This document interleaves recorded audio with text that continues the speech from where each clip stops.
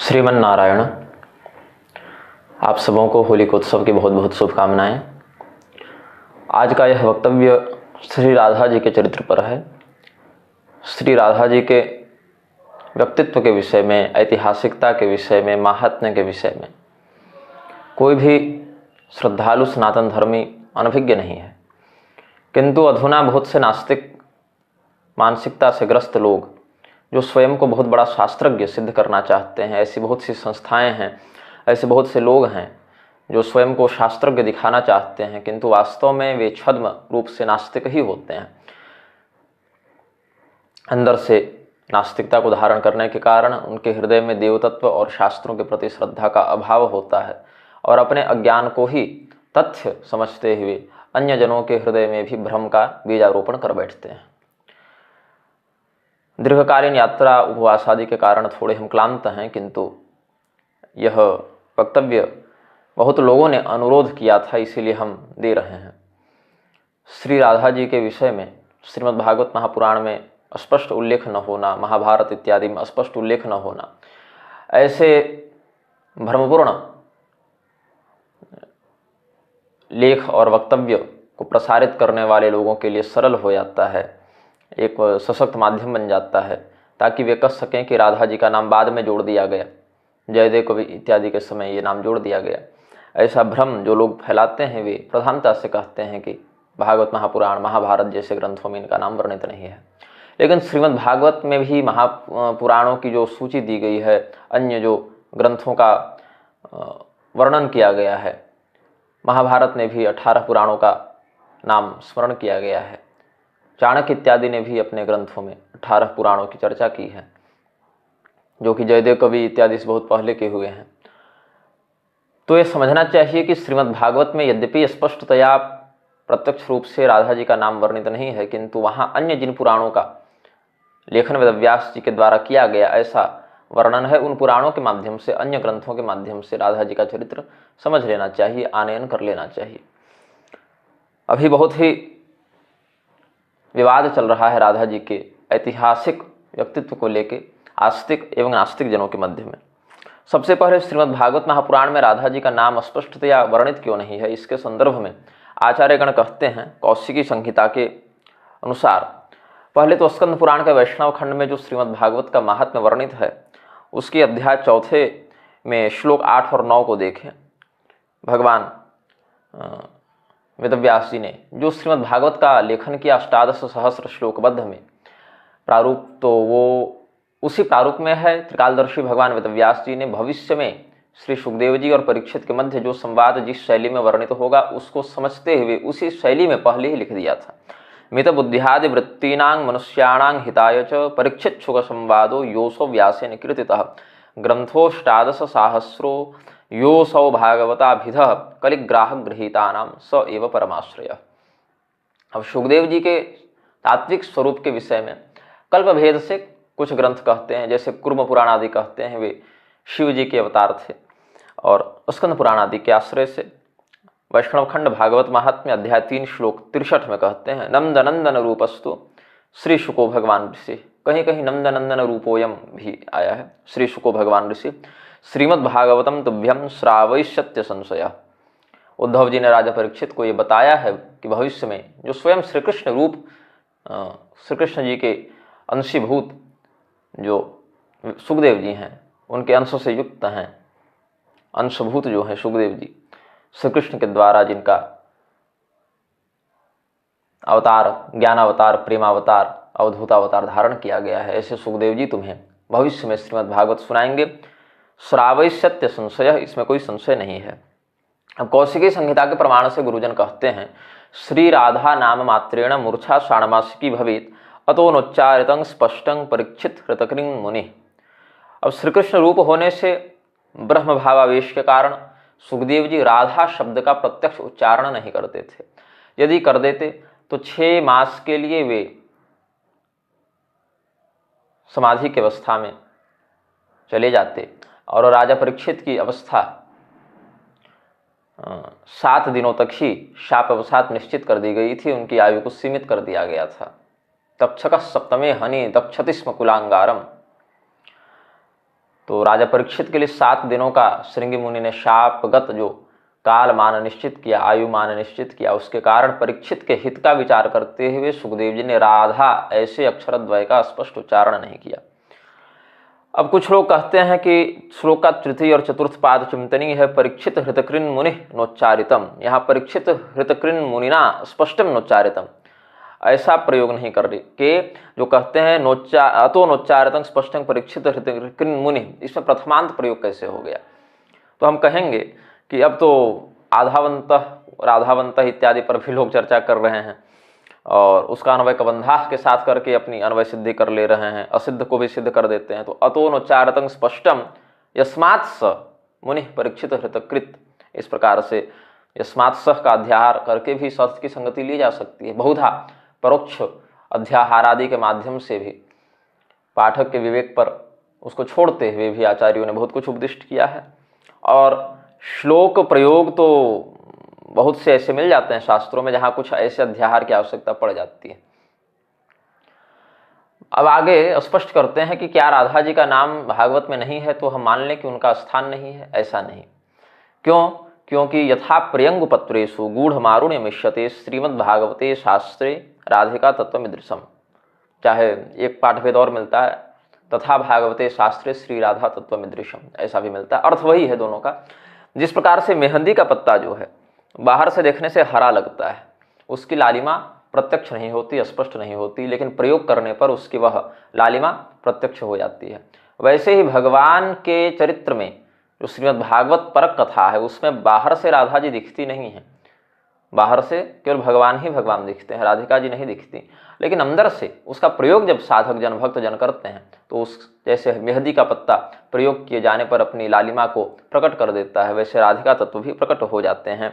और श्रीमद् भागवत में उसी प्रकार से राधिका तत्व का परोक्ष भावेन तत्वतः सम्मिश्रण है। जैसे कि मेहंदी के पत्ते में स्वभावतः लालिमा रहती है, बाहर से दिखती नहीं, लेकिन प्रयोग करने पर दिख जाती है।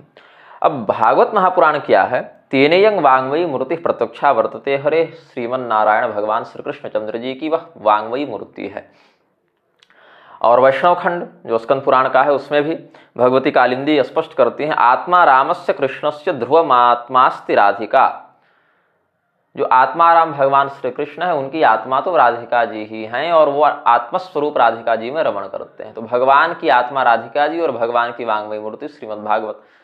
तो भगवान की वांगमयी मूर्ति बिना आत्मा के कैसे हो सकती है? जब आत्मा श्री राधिका जी हैं तो आत्मा रामस्य कृष्णस्य ध्रुवम आत्मास्ति राधिका, तो राधिका जी जो आत्मस्वरूप हैं श्री कृष्णचंद्र के लिए, वो श्री कृष्ण भगवान की वांगमयी मूर्ति श्रीमद् भागवत में प्रतिष्ठित न हो, ऐसा तो समझना मूर्खता होगी। प्रत्यक्ष तो नहीं, लेकिन सांकेतिक वर्णन किया है। यांगोपि मनयत कृष्णो विहायाम्याह स्त्रियो वने साच में तदात्मानं वरिष्ठम सर्वयोषिताम। रासपंचाध्यायी में जो श्रीमद् भागवत का 10वां स्कंध है उसके 30वें अध्याय में ये वर्णन करते हैं। उसी में यह भी कहा, अनया राधितो नूनम भगवान हरिरीश्वर यन्नो विहाय गोविंद प्रीतो याम अनदरह। तो याम रह अनयत साका अस्ति साधु राधिका एव। तो भगवती राधिका जी के सांकेतिक वर्णन तो बहुत आयत से उपलब्ध हैं। कुछ आचार्यगण अलग अलग स्थानों पर र और ध का सम्मिश्रण करते हुए राधिका तत्व को सिद्ध करने का प्रयास करते हैं। कुछ तो संगत भी लगते हैं, कुछ असंगत भी लगते हैं। जैसे राधावंतो भटान मृधे में राधा शब्द को सिद्ध करने का प्रयास अथवा असिद्ध करने का प्रयास आचार्यगण करते रहे। हालांकि वहाँ राधा तत्व तो है नहीं मेरी दृष्टि में, वो तो अलग प्रसंग ही है, अलग विषय ही चल रहा है। और ऐसे देखें तो निरस्त साम्यातिशय राधसा स्वधा मणि ब्रह्मणि रंस्यते नमः, इसमें भी राधसा से राधा जी का संकेत आचार्यों ने कहा है।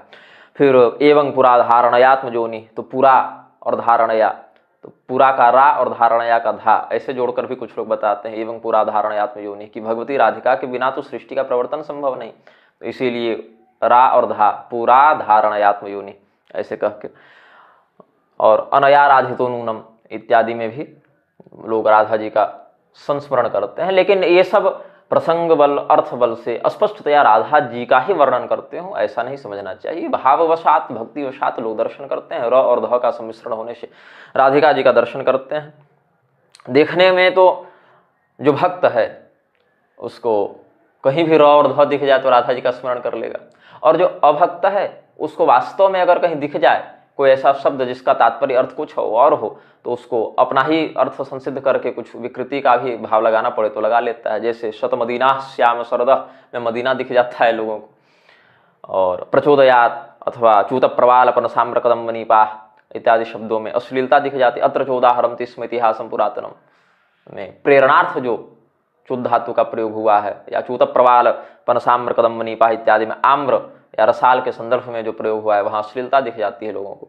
तो देखने वाला तो अपनी विकृति या सुबुद्धि का आश्रय लेकर कहीं भक्ति परक और कहीं विकृति परक दर्शन कर लेता है, लेकिन ये भावावेश सर्वत्र प्रसंग और अर्थ की उपेक्षा करते हुए किसी भी अर्थ का, किसी भी शब्द का आरोपण नहीं कर देना चाहिए। ऋग्वेद में जो राधोपनिषद है उसमें कहते हैं वृषभानु सुता गोपी मूल प्रकृति ईश्वरी। तो मूल प्रकृति जो ईश्वरी भगवती हैं, पराम्बा हैं, वही वृषभानु सुता गोपिका राधिका जी के रूप में आए। वृषभानु सुता वो कौन है? राधिका जी हैं। ऋग्वेदोक्त तो राधोपनिषद में कहा वृषभानु सुता गोपी मूल प्रकृति ईश्वरी। और देवी भागवत में ब्रह्मवैवर्त पुराण आदि में कहते हैं गणेश जननी दुर्गा राधा लक्ष्मी सरस्वती सावित्री च सृष्टि विधो प्रकृति पंचधा भवेत, ऐसे भी भाव वर्णित हैं। तो राधा जी को मूल प्रकृति बताया भी गया है।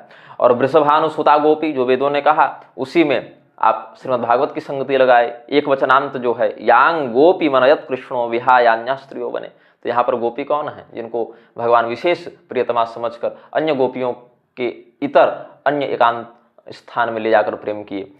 तो जो भगवान उस गोपी को ले गए थे वो गोपी कौन है? वृषभानु सुता गोपी, ऐसा हम समझते हैं। तो इस स्थिति में प्रत्यक्ष तो सुखदेव जी ने नाम नहीं लिया, लेकिन जहां जितनी आवश्यकता थी उतना संकेत वो करते गए हैं, और प्रत्यक्ष नाम सुखदेव जी ने नहीं लिया। इसीलिए सुखदेव परीक्षित संवादाश्रित श्रीमद् भागवत वर्णन में वेदव्यास जी ने भी नहीं लिखा। यद्यपि वेदव्यास जी ने अन्य जो भागवत लिखे, जैसे देवी भागवत लिखे, महाभागवत लिखे, ये सब में तो प्रत्यक्ष राधा जी का नाम लिए हैं, क्योंकि उनके वक्ता सुखदेव जी नहीं है। श्रीमद् भागवत, श्रीमद् देवी भागवत, महाभागवत, अनुभागवत, मूल भागवत, ऐसे 5 भागवत की परंपरा हमारे संज्ञान में है। हमने 5 का इष्ट कृपा से, गुरु कृपा से अध्ययन, पारायण सब कुछ किया है, मनन किया है। इसमें श्रीमद् भागवत और देवी भागवत प्रचलित हैं। महाभागवत उपपुराण है, देवी भागवत के उपपुराण के रूप में महाभागवत को स्वीकार करते हैं। अनुभागवत सनत कुमार पुराण को भी कहते हैं, जिसको आदि उपपुराण भी कहते हैं, और मूल भागवत कालिका पुराण को कहते हैं। अब कुछ लोग ये कहे कि ऑक्सीजन की स्थिति में अग्नि जलती है, ऑक्सीजन अग्नि के ज्वलनशीलता में एक प्रधान कारक है, ऐसा कहते हैं वैज्ञानिक जन। और फिर कहेंगे वैज्ञानिक जन कि जल में जो हाइड्रोजन और ऑक्सीजन का सम्मिश्रण होता है तो उसमें भी ऑक्सीजन होता है। अब जो व्यक्ति इस विज्ञान को नहीं पढ़ा है वो कहेगा कि पहले तू कहता है ऑक्सीजन अग्नि के ज्वलनशीलता में कारक है, और फिर कहता है जल में भी ऑक्सीजन है। इसका अर्थ है कि तू झूठ बोलता है। कोई एक बात ही सही हो सकती है। यदि जल में ऑक्सीजन होता तो जल का प्रयोग करके हम अग्नि को कैसे बुझाते? तो वैज्ञानिक क्या कहेगा? हंसेगा उस व्यक्ति पर, क्योंकि वो व्यक्ति तत्वतः इस बात को समझ नहीं रहा। वैसे ही जो लोग कहते हैं कि राधिका जी श्रीमद् भागवत में नहीं वर्णित है प्रत्यक्षतः, इसीलिए उनका कोई अस्तित्व नहीं था उस समय, होता तो श्रीमद् भागवत जैसे महात्मा प्रोक्त, महात्मा लिखित और महात्मा चरित ग्रंथ में उनका नाम अवश्य होता, महापुरुष चरित्र में उनका वर्णन अवश्य होता, लेकिन नहीं है, मतलब राधिका जी कोई थी ही नहीं। इस प्रकार से कोई कुतर्क करे तो उसमें परंपरागत आचार्यगण हंसते हैं। जैसे ऑक्सीजन वाले विषय में हमने एक लोक दृष्टांत के माध्यम से समझाने का प्रयास किया। कोई कहे कि शरीर में लोहा होता है, चिकित्सक ने कहा कि भाई तुम्हारे शरीर में लोहा की कमी हो गई है, आयरन का अभाव हो गया है, तो व्यक्ति आयरन की आपूर्ति के लिए जाकर सरिया चबाने लगे।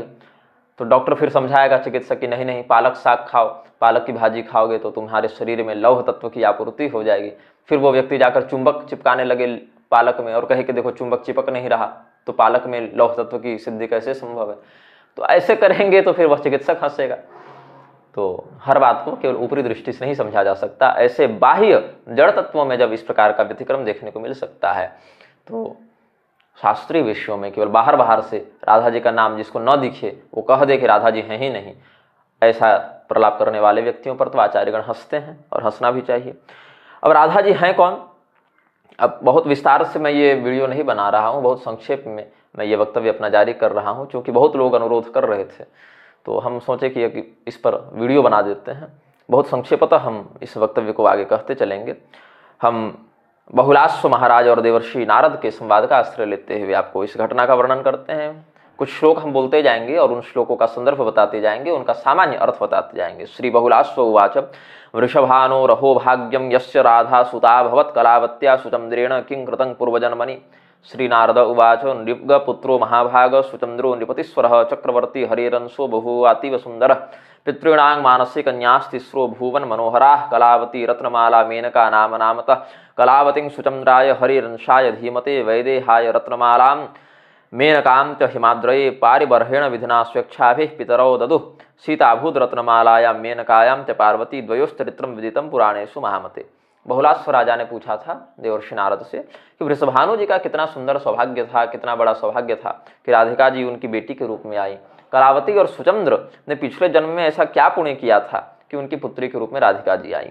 तो देवर्षि नारद ने बताया कि महाराज नृग के पुत्र थे सुचंद्र, वही नृग जो इक्ष्वाकु जी के भाई हुए, और कहीं कहीं इक्ष्वाकु जी के पुत्र के रूप में उन्होंने अपना वर्णन दिया तो तनय शब्द का प्रयोग किया, इक्ष्वाकु तनय। ऐसे तो तनय वंश के विस्तारक को भी कहते हैं, और छोटा भाई पुत्रवत भी होता है, तो छोटा भाई भी वंश विस्तार करता है, इसीलिए वहां तनय शब्द का अर्थ छोटा भाई, वंश विस्तारक, पुत्रवत छोटा भाई समझना चाहिए। अस्तु, नृग के पुत्र हुए सुचंद्र, जो भगवान विष्णु के ही एक अंश समझे जाने चाहिए अपनी दिव्यता के कारण। भगवान कहे भी हैं यद्यद विभूति मत सत्वं श्री मधुरजुतम एवं तब तद देवावगच्छत्तं मम तेजोंश संभवम। तो भगवान के ही अंश राजा सुचंद्र बताए गए हैं। पितरों की 3 कन्या थी, मानसी पुत्रियां थी, रत्नमाला, मेनका और कलावती। रत्नमाला का नाम कहीं कहीं सुनैना के रूप में भी आया है। तो इसमें कलावती का विवाह हुआ था सुचंद्र से, रत्नमाला का विवाह हुआ था विदेहराज जनक से, और मेनका का अथवा मेना का विवाह हुआ था हिमालय से। तो हिमालय और मेना के माध्यम से भगवती ने पार्वती का अवतार ग्रहण किया, रत्नमाला अथवा सुनैना एवं विदेहराज जनक के माध्यम से सीता जी का अवतार ग्रहण किया, अयोनिजा भूमिजा सीता के। और यही कलावती और सुचंद्र का वर्णन अब करते हैं। सीता जी और पार्वती जी का चरित्र तो पहले बता चुके हैं अन्य ग्रंथों के आश्रय से। अब सुचंद्र और कलावती की तपस्या का वर्णन किया देवर्षि नारद ने, और कहा कि ब्रह्मदेव उनकी तपस्या से बड़े प्रसन्न हुए तो वरदान देने आए। तो सुचंद्र ने कहा कि भाई हमको मोक्ष चाहिए। तो सुचंद्र को कहा अच्छा ठीक है, तुम्हारे मोक्ष के लिए हम मंगल कामना करते हैं, तुम्हें आशीर्वचन प्रदान करते हैं। तो कलावती ने कहा कि भाई मेरे पति का मोक्ष हो जाएगा तो हमारा क्या होगा, हमारी तो अभी कुछ और इच्छाएं शेष हैं। तो ब्रह्मदेव ने कहा कि अच्छा ठीक है, तो हम कोई ऐसा उपाय करते हैं कि इसको मोक्ष भी मिल जाए और तुम्हारा पति तुमसे दूर भी न जाए। ऐसे ब्रह्मदेव मोक्ष देने में अधिकृत तो नहीं है, लेकिन अनुशंसा तो कर ही सकते हैं, आशीर्वाद तो दे ही सकते हैं कि चलो हमारी कृपा से तुम्हें भगवत भक्ति प्राप्त हो जाए, भगवान की कृपा प्राप्त हो जाए, फिर उस कृपा के माध्यम से तुम्हारा उद्धार हो जाएगा। ऐसी कोई युक्ति तो बैठा सकते हैं, जुगत बैठा सकते हैं युक्ति के माध्यम से। तो युवयो राधिका साक्षात परिपूर्णतमा प्रिया भविष्यति यदा पुत्री तदा मोक्षं गमिष्यथ। ऐसा ब्रह्मदेव ने वरदान दे दिया कि परिपूर्णतम भगवान श्री कृष्ण की शाश्वत प्रियतमा भगवती राधिका जी तुम्हारे पुत्री के रूप में आएंगी, और जब तुम उनके पिता बनोगे तो तुम्हारा मोक्ष हो जाएगा। ऐसा वरदान देकर ब्रह्मदेव चले गए।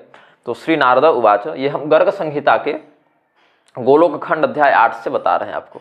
तो गर्ग संहिता में आगे क्या कहते हैं नारद जी, गोलोक खंड के अध्याय 8 में, इच्छं ब्रह्मवरेणाथ दिव्य नामोघ रूपिणा कलावती सुचंद्रौ च भूमौ तौ द्वौ बभूवतुः कलावती कान्यकुब्जे भलंदन नृपस्य च जातिस्मरा ह्यभूत दिव्या यज्ञकुंड समुद्धवा सुचंद्रो वृषभानवाक्ष्य सुरभानुगृहे भवत् जातिस्मरो गोपवरः कामदेव इवापरः संबंधं योजयामास नंदराजो महामतिः तयोश्च जातिस्मरयोरिच्छतोरिच्छयाद्वयोः वृषभानो कलावत्या आख्यानं शृणुते नरः सर्वपाप विनिर्मुक्तः कृष्ण सायुज्यम आपनुयात्।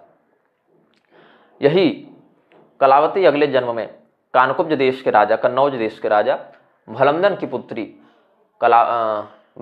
कीर्ति के रूप में जन्म लेती हैं, और जो सुचंद्र महाराज थे वो वृषभानु के रूप में जन्म लेते हैं, जो कि सुरभानु के पुत्र थे।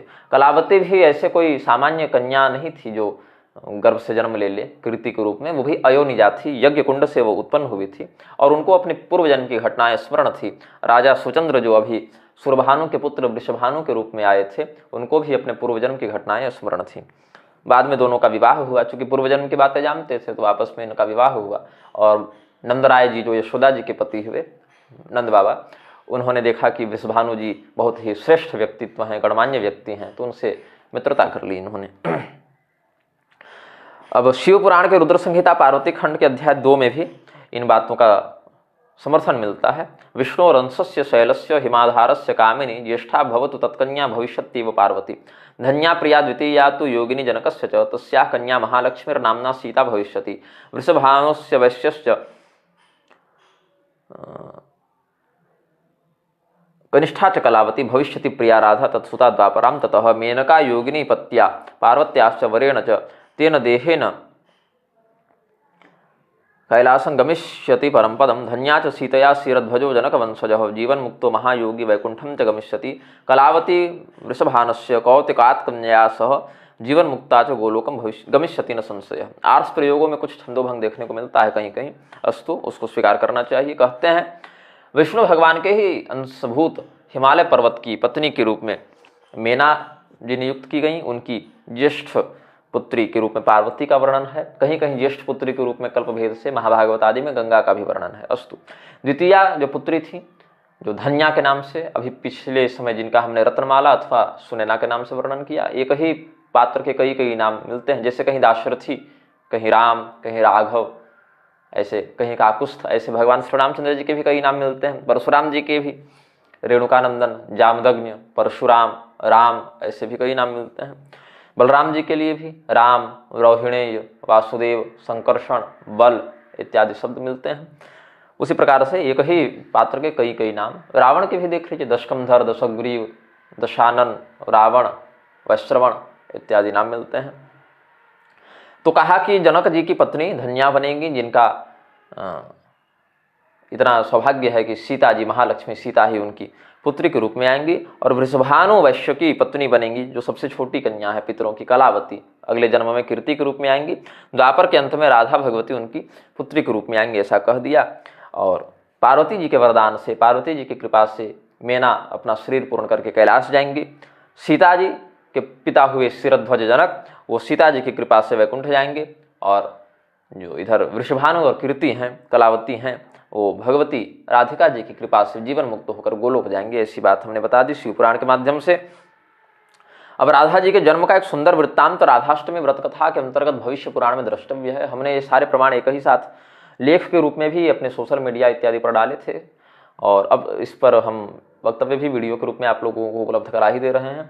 भविष्य में यदि भगवद इच्छा हुई तो हमारे ग्रंथों में भी ये सब लेख छपेंगे। ये तो थोड़ा अस्वस्थ और अव्यवस्थित रूप से हमने लिखा था, तो कहीं कहीं टाइप मिस्टेक, प्रिंटिंग मिस्टेक इत्यादि हो गए हैं, अस्तु। अब हम आपको भविष्य पुराण के मत से बताते हैं कि भाद्रपद महीने के शुक्ल पक्ष की अष्टमी तिथि को मध्याह्न में अभिजित मुहूर्त और अनुराधा नक्षत्र की प्राप्ति होने पर गौर वर्ण की कन्या के रूप में राधिका जी का प्रादुर्भाव हुआ है, ऐसा भविष्य पुराण की राधाष्टमी व्रत कथा के अंतर्गत कहते हैं। वृषभानु और कीर्ति की पुत्री राधिका जी के जन्म के विषय में। वृषभानु ऋतिख्यातो यज्ञ वैश्य कुलोद्भव सर्व संपत्ति संपन्न सर्वधर्म परायण उवाह कीर्तिदा नाम्नीं गोप कन्या मनिंदितां सर्वलक्षण संपन्नां प्रदप्त कनक प्रभां वृषभानुर्महाभक्तः कीर्तिदायास्तपोबलात् अस्माद् विनय बाहुल्यात् तत्कन्या राधिका भवत् भाद्रे मासे शीते पक्षे अष्टमी या तिथिर्भवेत् अस्यां दिनार्धे भिजिते नक्षत्रे चानुराधिके राजलक्षण संपन्नां कीर्तिदासूत कन्यकां अतीव सुकुमारांगीं सितरश्मि समप्रभां। और कल्पभेद से पद्म पुराण जो वर्णन करते हैं उसमें कहते हैं, पद्म पुराण के ब्रह्मखंड के अध्याय 7वें में श्लोक 41वां देखें। भाद्रे मास शीते पक्षे अष्टमी संज्ञके तिथौ वृषभान और यज्ञ भूमौ जाता सा राधिका दिवा यज्ञार्थं शोधितायां च दृष्टा सा दिव्य रूपिणी। जैसे राजा जनक यज्ञ करने के लिए यज्ञ भूमि शोधनार्थ हल चला रहे थे, हल चलाने के मध्य सीता जी उनको प्राप्त हुई, वैसे ही यज्ञ भूमि शोधनार्थ जब वृषभानु हल चला रहे थे तो उनकी यज्ञ भूमि से भी राधिका जी उद्भूत हुई, ऐसा भी बताते हैं। सर्वत्र अयोनिजा ही वर्णन है भगवती राधिका जी का, कहीं पर वो माँ के पेट से सामान्य प्रसव के माध्यम से उनका जन्म हमें अभी तक नहीं मिला है।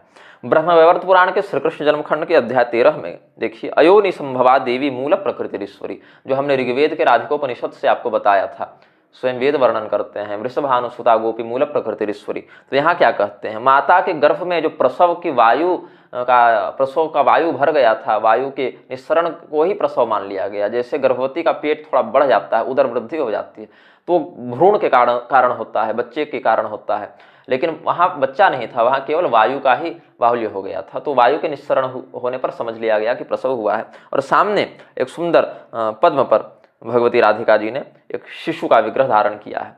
अब यहाँ बताते हैं, अयोनि संभवा देवी मूल प्रकृतिरीश्वरी मातृगर्भं वायुपूर्णं कृत्वा च मायया सती वायु निस्सारणे काले धृत्वा च शिशु विग्रहम् आविर्बभूव सा सद्यः पृथ्व्यां कृष्णोपदेशतः वर्धते सा व्रजे राधा शुक्ले चंद्रकला यथा कृष्ण श्रीकृष्ण तेजसोर्धेन सा च मूर्तिमती सती एका मूर्तिर्द्विधा भूता भेदो वेदे निरूपिता। वेदों में एक ही मूर्ति है, राधा कृष्ण भगवान एक ही मूर्ति है, दो नहीं है, लेकिन ये तत्व एक ही है, लेकिन स्वरूप के कारण, लीला के कारण इनके दो अलग अलग भेद देखने में वेदों ने बताए हैं ये एक ही, लेकिन वर्णन करने में लीला प्रधानता के आधार पर दो स्वरूपों में वर्णन किया है। इस वीडियो में मैं थोड़ा शीघ्रता से बोल रहा हूँ, मेरी बोलने की गति थोड़ी अधिक है, क्योंकि वीडियो पूर्ण करके फिर हमें अपने दैनिक पाठ जप इत्यादि में भी लगना है। और 3 दिनों से मैं थोड़ा अस्वस्थ था, दीर्घकालीन यात्राओं के कारण, भोजन इत्यादि भी, आज तो सत्तू पीकर रह गए और कल ऐसे ही अंगूर संतरा इत्यादि खाकर रह गए थे। परसों कुछ भोजन किया लेकिन वो वमन हो गया यात्रा की थकान के कारण, तो शरीर हमारा थोड़ा भी क्षीण हो गया है दैहिक बल की दृष्टि से। लेकिन फिर भी आप लोगों ने बहुत अनुरोध किया था तो हमने ये वक्तव्य जारी कर दिया। फिर हमको ये वक्तव्य पूर्ण करके अपनी दैनिक साधना में भी बैठना है, तो इसीलिए हम थोड़ा शीघ्रतापूर्वक बोल रहे हैं। इस वागदोष को आप लोग क्षमा करेंगे, जो तत्व है उसको पकड़ने का प्रयास करेंगे। भगवान श्री कृष्ण ने भी ब्रह्मवैवर्त पुराण के श्री कृष्ण जन्मखंड के अध्याय 89 में बताया है, अयोनि संभवा राधा, राधा माता कलावती। राधा जी की माता जो कलावती कीर्ति हैं वो भी, और राधा जी दोनों अयोनिजा हैं। दोनों में से किसी का जन्म माता के गर्भ से प्राकृतिक प्रसव के माध्यम से नहीं हुआ था, क्योंकि हम पहले आपको बता चुके, राजा भलंदन जो कनकुब्ज देश कन्नौज के राजा थे, उनके यज्ञ कुंड से कलावती देवी कीर्ति का प्रादुर्भाव हुआ था। अयोनि संभवा राधा, राधा माता कलावती यासत्येव हितेनेव नित्यदेहेन निश्चितम् पितॄणां मानसी कन्या धन्या माता कलावती धन्या च सीता माता च दुर्गा माता च मेनका अयोनि संभवा दुर्गा तारा सीता च सुंदरी अयोनि संभवास्ताश्च धन्या मेना कलावती। दुर्गा देवी जो पार्वती के रूप में आई, सीता देवी और ये जो राधिका है, ये सब अयोनिजा हैं। इसमें मेना के गर्भ से, मेना के माध्यम से दुर्गा देवी पार्वती का, धन्या अथवा मेनका के, धन्या अथवा रत्नमाला अथवा सुनैना के माध्यम से सीता जी का, और कलावती अथवा कीर्ति के माध्यम से भगवती राधिका जी का प्रादुर्भाव हुआ है। ये सब के सब अयोनिजा हैं। इनकी माताएं भी अयोनिजा थीं, वो सब तो पितरों की मानसी कन्या थी ना, तो माता भी अयोनिजा है, और पुत्री भूत जो भगवती का अवतार हुआ ये मूर्ति त्रयी के रूप में, वो सब भी अयोनिजा ही है। सनत कुमार जी ने एक योग रहस्योपनिषद का उपदेश किया था। उसके कई प्रकार हैं, योग रहस्योपनिषद भी 2-3 प्रकार का मिलता है, जैसे राधोपनिषद भी 2-3 प्रकार के हैं। तो सनत कुमार प्रोक्त जो सनत कुमारी योग रहस्योपनिषद है, उसमें सनत कुमार ने नारद जी को बताया था कि राधा जी के साथ स्वामी श्री कृष्ण भगवान का त्रिकाल पूजन करना चाहिए, अकेले नहीं करना चाहिए, राधिका संयुक्त होकर। उनकी परंपरा में त्रिकालं पूजयेत कृष्णम राधया सहितम विभुम। तो सनत कुमारों से नारद जी ने प्रश्न किया कि आप हमें बताइए इसमें राधा जी की क्या महत्ता है, उनकी क्या आवश्यकता है। तो योग रहस्योपनिषद 7वें खंड में जो 4 से 8वें श्लोक तक हम देखें, प्रेम भक्त्युपदेशाय राधाक्षो वै हरि स्वयं वेदे निरूपितम तत्वं तत्सर्वं कथयामि ते। वेदों का मत बता रहे हैं योग रहस्योपनिषद में भगवान सनत कुमार देवर्षि नारद को, कि प्रेम और भक्ति के उपदेश के लिए ही भगवान ने राधिका का स्वरूप धारण कर लिया। जैसा हम पहले बता चुके, राधा और कृष्ण में भेद नहीं देखना चाहिए, दोनों एक ही हैं, मूर्ति भेद से अलग अलग दिखाई पड़ते हैं। तो भक्ति और प्रेम का उपदेश करने के ही निमित्त राधा का स्वरूप भगवान श्री कृष्ण ने धारण कर लिया। वेदे निरूपितम तत्वं तत्सर्वं कथयामि ते उत्सर्जने तु राशब्दो धारणे पोषणे चथा धारणे पोषणे चधा विश्वोत्पत्ति स्थिति लय हेतु राधा प्रकृतिता। राधा शब्द का वेदों ने क्या अर्थ बताया। जो लोग कह रहे हैं मूर्खगण की जयदेव कवि के बाद भक्ति काल में भगवान कृष्ण के महात्म को कम करने के लिए, उनको प्रेम से युक्त बताने के लिए राधा को जोड़ दिया गया, मिलावट कर दी गई, ऐसे धूर्तों को समझना चाहिए। सृष्टि के उत्सर्जन में, सृष्टि के को बनाने के समय रा शब्द का प्रयोग होता है, रा अक्षर का प्रयोग होता है, और उसको धारण और पोषण प्रदान करने के समय धा का प्रयोग होता है। तो सृष्टि का बनाना और सृष्टि को धारण और पोषित करना, ये राधा शब्द से विश्वोत्पत्ति स्थिति लय हेतु राधा प्रकृतिता। वृषभानु क्यों कहते हैं, तो वृषभं त्वादि पुरुषम सूयते याचु लीलया, वृषभम त्वादि पुरुषम सूयते यातु लीलया वृषभानुसुता तेन नाम चक्रे श्रुति स्वयं। आदि पुरुष जो है, वैराज पुरुष जिसको कहते हैं, विराट पुरुष जिसको कहते हैं, उसको वृषभ कहते हैं, और भगवती उसको लीलापूर्वक उत्पन्न करती है। तो लोक में हमने क्या देखा, वृषभानु की पुत्री है राधा जी, लेकिन वेदों ने क्या किया, नहीं, वृषभानु की माता है राधा जी। कैसे, तो वृषभानु का अर्थ वेदों ने लगाया कि ये विराट वैराज आदि पुरुष ही राधा जी के द्वारा उत्पन्न किए जाते हैं। वृषभ इनके द्वारा प्रसूत किया जाता है, इसलिए वृषभानुसुता ऐसा अर्थ इनका लग जाता है। गोपी क्यों कहा? जो ऋग्वेद के राधोपनिषद में कहा वृषभानुसुता गोपी, क्यों कहा? तो गोपनाद उच्यते गोपी गो भूवेन्द्रियार्थके तत्पालने तो यादक्षा तेन गोपी प्रकृतिता। गोपन रक्षण करने से इनको गोपी कहते हैं। ये किनकी रक्षा करती है? गो इस तत्व की रक्षा करती है। गो तत्व क्या है? गो किसे कहते हैं? भू वेदेन्द्रियार्थके। पृथ्वी को भी गौ कहते हैं, वेदों को भी गो कहते हैं, इंद्रियों को भी गो कहते हैं। उनकी रक्षा करने से इन देवी का नाम राधा जो है उनका नाम गोपी है। गोविंद राधयोरेवं भेदो नार्थेन रूपतः श्री कृष्णो वै स्वयं राधा या राधा स जनार्दन। गोविंद और राधा में भेद नहीं देखना चाहिए, अर्थ से भी भेद नहीं, और वेदों ने तो कह दिया रूप से भी भेद नहीं है। हम तो अपनी जड़ बुद्धि के कारण इनको अलग अलग समझ लेते हैं, लेकिन वेदों ने कहा कि नहीं, सनत कुमार ने कहा कि नहीं, देवर्षि नारद को बताया कि नहीं, ये अलग अलग नहीं है। जो श्री कृष्ण है वही राधा है, जो राधा है वही श्री कृष्ण है। बाह्य स्वरूप का अंतर अगर कोई कर भी ले, जो भी तत्वतः जो रूप बनेगा, तत्वतः जो अर्थ बनेगा, वो भेदयुक्त नहीं होता। ब्रह्मवैवर्त पुराण के प्रकृति खंड के आश्रय से एक और भाव यहाँ व्यक्त किया गया है, जो हम आपको बताते हैं। रा शब्दोच्चारणात् भक्तो राति मुक्तिम सुदुर्लभाम, धा शब्दोच्चारणात् दुर्गे धावत्येव हरेः पदम, कृष्ण वामांश संभूता राधा राशेश्वरी पुरा तस्याश्चांशांश कलया बभूर्देव योषितः। रा इत्यादान वचनोधा च निर्वाणवाचक ततो वाप्नोति मुक्तिं च तेन राधा प्रकृतिता। बभूव गोपी संघश्च राधया लोमकूपतः श्रीकृष्ण लोमकूपेभ्यो बभूवुः सर्ववल्लभाः। रा और धा इसमें बताया ब्रह्मवैवर्त पुराण के प्रकृति खंड में कि रा शब्द के उच्चारण से भक्त अत्यंत दुर्लभ मुक्ति को प्राप्त कर जाता है, और धा शब्द का उच्चारण होने से वह भगवान श्री कृष्ण के धाम की ओर स्वयं बढ़ने लगता है। भगवान श्री कृष्ण के वाम अंश से राधा राशेश्वरी भगवती का प्रादुर्भाव हुआ, प्राकट्य हुआ, और राधा जी के अंशांश कला से अन्य देवताओं की स्त्रियों का प्राकट्य हुआ है। रा इसको आदान वचन भी कहा जाता है, मतलब देना। रा का अर्थ है देना और धा का अर्थ है मुक्ति। धा च निर्वाणवाचक, निर्वाण का अर्थ धा इस अक्षर से प्रबुद्ध होता है, और आदान के अर्थ में रा। तो राधा का क्या अर्थ हुआ? जो मुक्ति प्रदान करने में, मुक्ति के दान में समर्थ हो, जिसके माध्यम से मुक्ति की प्राप्ति होती हो, उन्हें राधा कहते हैं। जितनी गोपियां हैं वो सभी राधा जी के लोमकूप से, उनके एक एक रोमे से गोपियों का प्रादुर्भाव हुआ, और भगवान श्री कृष्ण के एक एक रोमकूप से गोपों का प्रादुर्भाव हुआ है। ब्रह्मवैवर्त पुराण के श्री कृष्ण जन्मखंड के अध्याय 84 में श्लोक 55 से 57 तक भगवान श्री कृष्ण स्वयं बताते हैं, जानामि विश्वं सर्वार्थम ब्रह्मानं तो महेश्वरः धर्मः सनत्कुमारश्च नरनारायणाभृषि कपिलश्च गणेशश्च दुर्गा लक्ष्मी सरस्वती वेदाश्च वेदमाता च सर्वज्ञा राधिका स्वयं एते जानन्ति विश्वार्थम नान्यो जानाति कश्चन। पूरे विश्व में जो प्रणाली कार्य कर रही है, विश्व का जो आज की भाषा में कहें तो विश्व का जो सिस्टम काम कर रहा है, उसको कौन कौन लोग जानते हैं? ब्रह्मा जी। भगवान बोले एक तो हम जानते हैं संपूर्ण रहस्य को, जानामि विश्वम सर्वार्थम, हम जानते हैं, भगवान ने स्वयं कहा, श्री कृष्ण भगवान ने।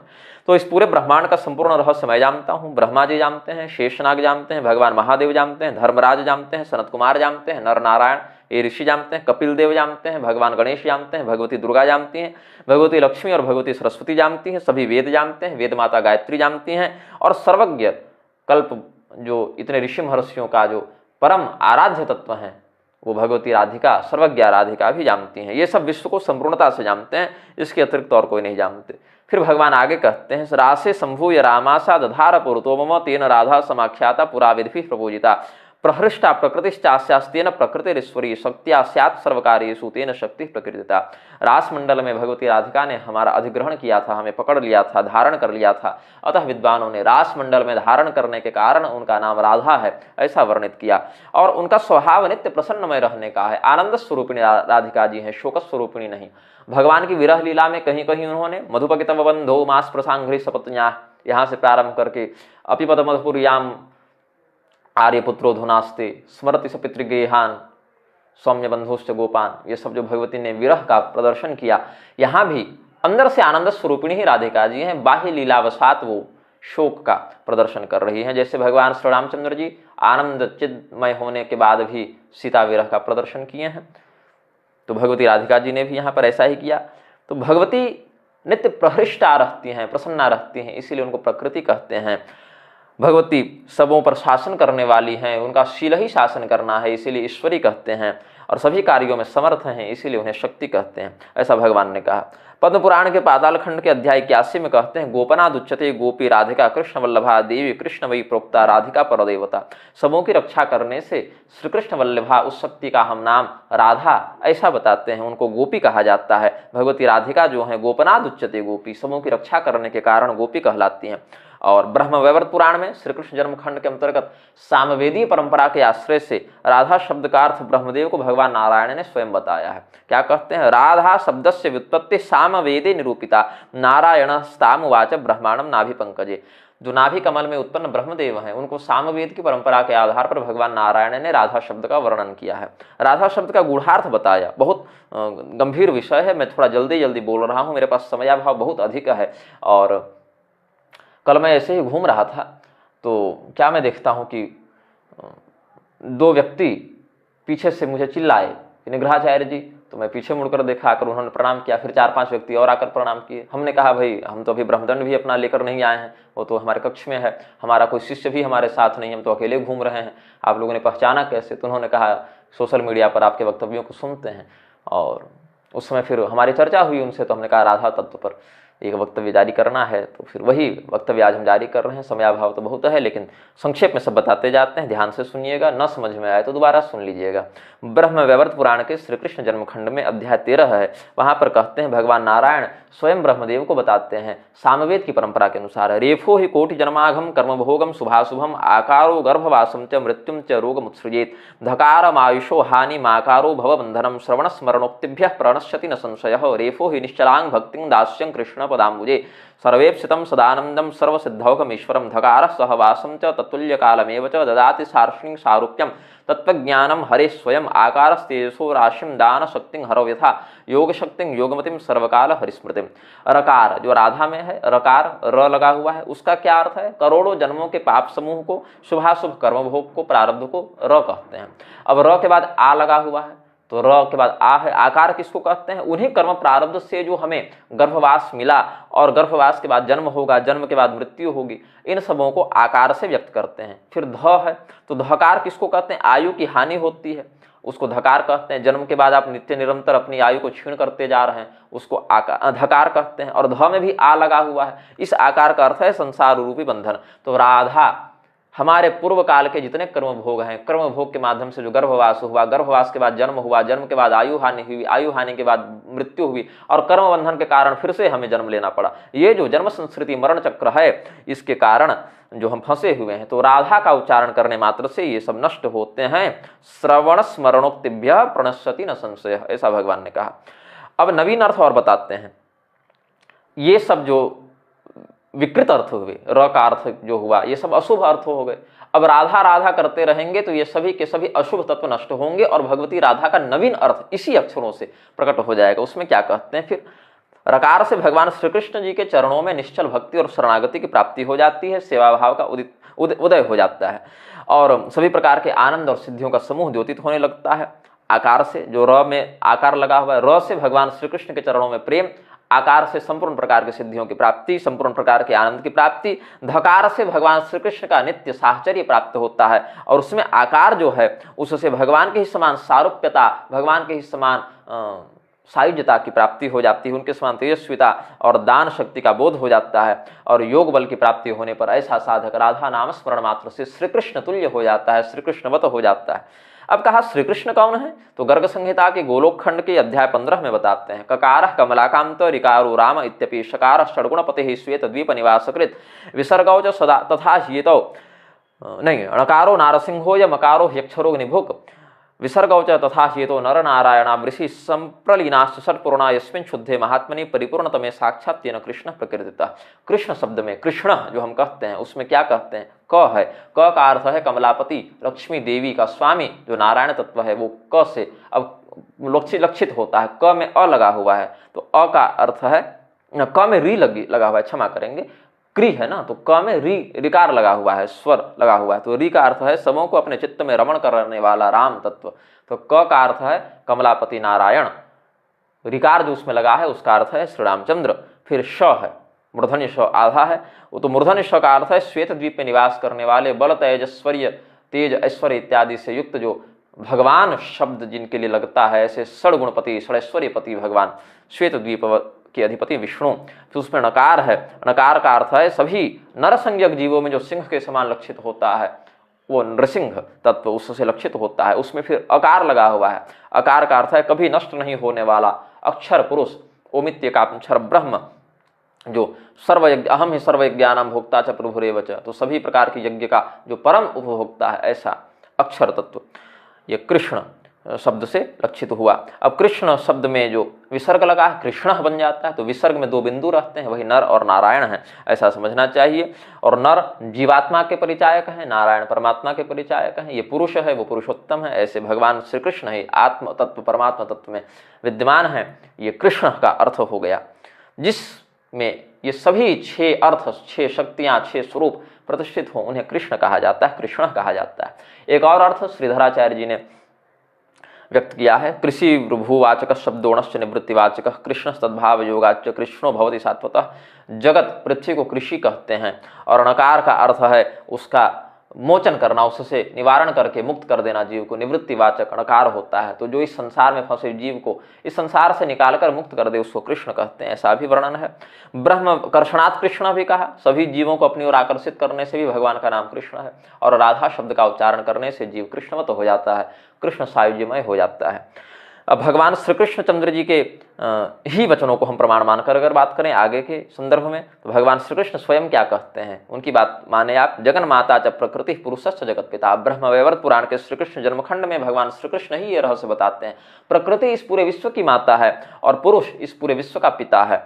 गरीयसीति जगताम माता सदगुण पितु, और माता अपने बच्चे के लिए पिता की अपेक्षा 100 गुना अधिक महत्व रखती है। इसीलिए कहा पहले राधा तब कृष्ण, पहले गौरी तब शंकर, है ना। कृष्ण राधा या शंकर गौरी ऐसा शब्द नहीं देखने को मिलता, राधा कृष्ण गौरी शंकर सीता राम लक्ष्मी नारायण, ये सब पहले माता का फिर पिता का स्मरण करते हैं। राधा कृष्णेति गौरी सेत्येवं शब्द श्रुतौ श्रुता, ये हमको अपने मन से बनाकर नहीं कह रहे, श्रुतौ श्रुता, वेदों में ये बात वर्णित है, पहले माता का तब पिता का नाम लेना चाहिए। कृष्ण राधे से गौरीति लोके न च कदा श्रुता।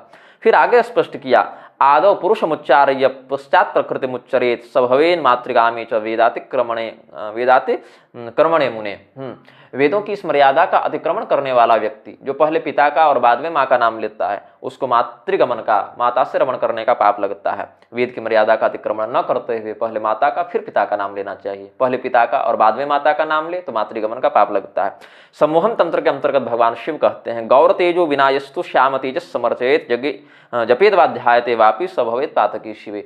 भगवान शिव भी इसी मत को सम्मोहन तंत्र में भगवती पार्वती को बताते हैं कि गौर तेज का स्मरण किए बिना जो श्याम तेज का स्मरण करता है वो व्यक्ति महापातकी हो जाता है। मतलब मातृशक्ति का स्मरण किए बिना पितृशक्ति का स्मरण करने का निषेध है, उनका जप अथवा उनका ध्यान करना निषिद्ध है। पहले राधा तब श्री कृष्ण भगवान का ध्यान करना चाहिए।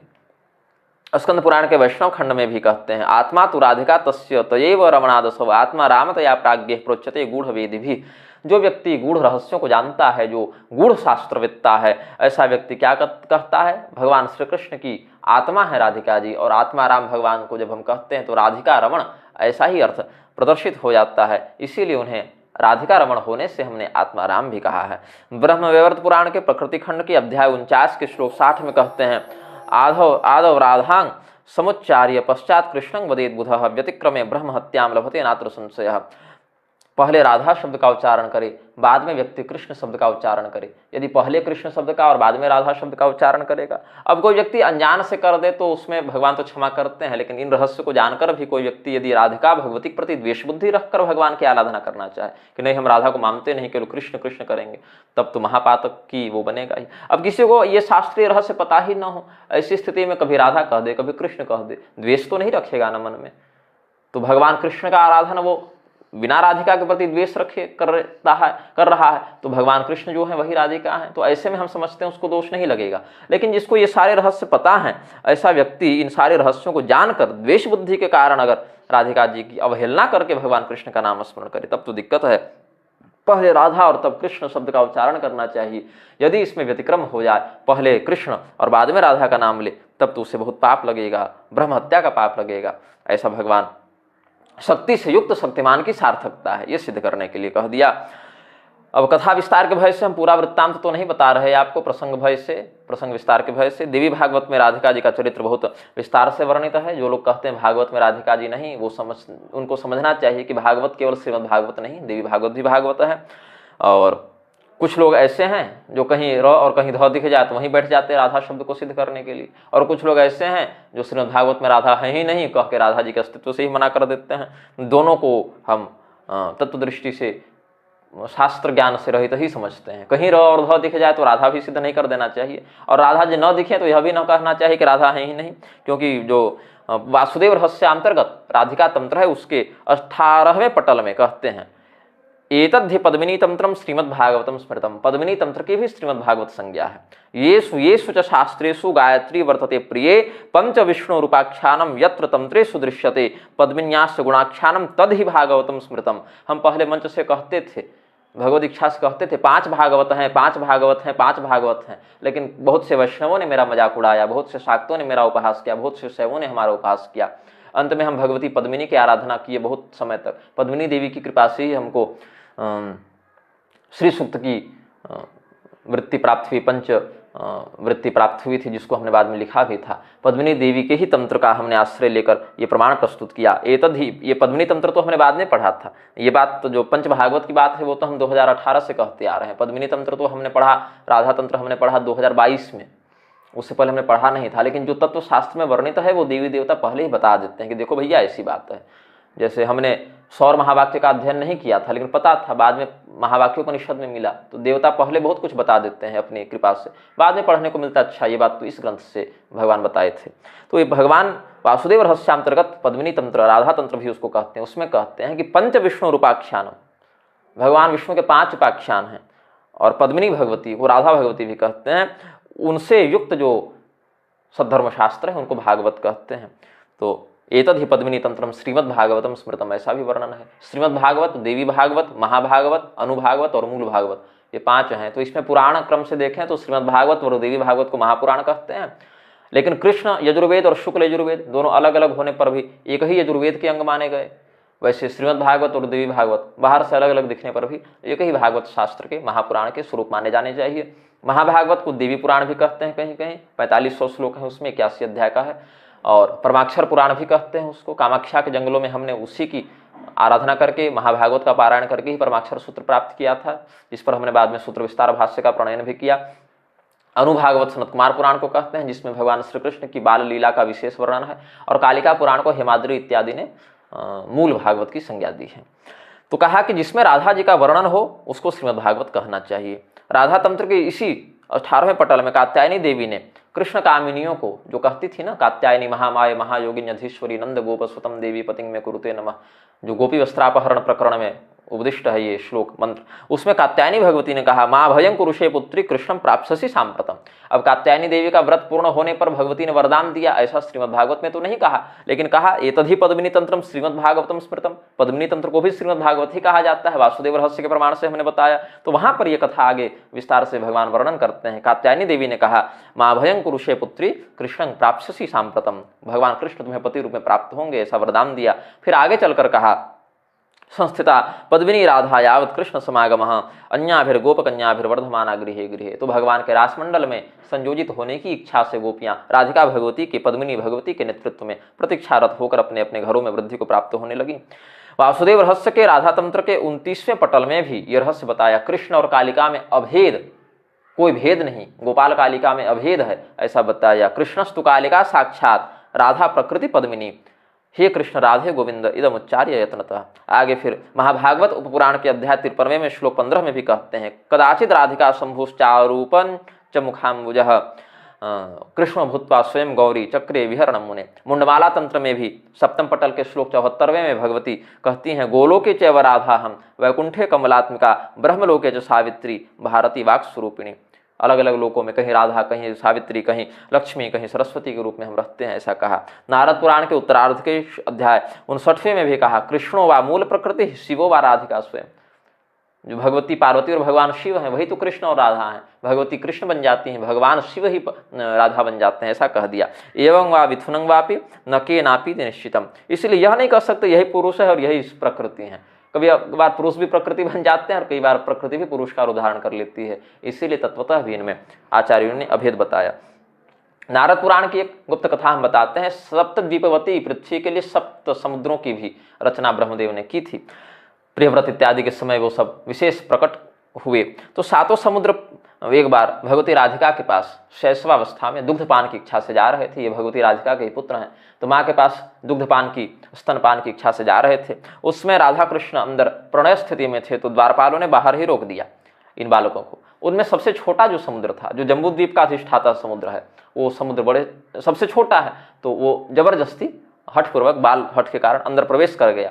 तो राधा जी ने उसको शाप दिया कि तुम खारे हो जाओ, तो वो खारा हो गया। बाकी समुद्र पहले के समान दुग्ध दधि घृत इत्यादि से जो भी जिसके थे मट्ठे इत्यादि के पूर्ववत मधुर बने रहे, और ये समुद्र मधुर जल की अपेक्षा खारे जल वाला हो गया, तो रोने लग गया। तो भगवान ने कहा अच्छा कोई बात नहीं, हम तुम्हारे ही किनारे जगन्नाथ महाप्रभु के रूप में विराजमान रहेंगे। नारद पुराण के उत्तरार्ध के अध्याय 58 में, अब क्रमशः तो नहीं बता रहा हूँ, प्रधान प्रधान श्लोकों को बता देता हूँ। पुरा सृष्टि क्रमे जाता समुद्रा सप्त मोहिनी राधिका गर्भ संभूता दिव्य देहा पृथक विधा ते सप्त सागरा बाला स्तन्यपान कृतक्षणा ततस्ते सर्वतो दृष्ट्वा मातरम ताम जगत प्रसूम माँ भैष्ट पुत्रास्तिष्ठामि समीपे भवताम हम द्रव रूपा भवन्तस्तु पृथक रूपधरा सदा वर्तध्वं छारतां यास्तु कनिष्ठोभ्यं तरिष्यतः एव मुक्त्वा जगन्नाथो बालकान् विससर्जः तेषां तु शान्तनोर्थाय समीपस्थः सदा भवत् यः प्रविष्टो रतिगृहं स छारोदो बभूवः अन्ये तु द्रवरूपावे क्षीरोदाद्याः पृथक स्थिताः।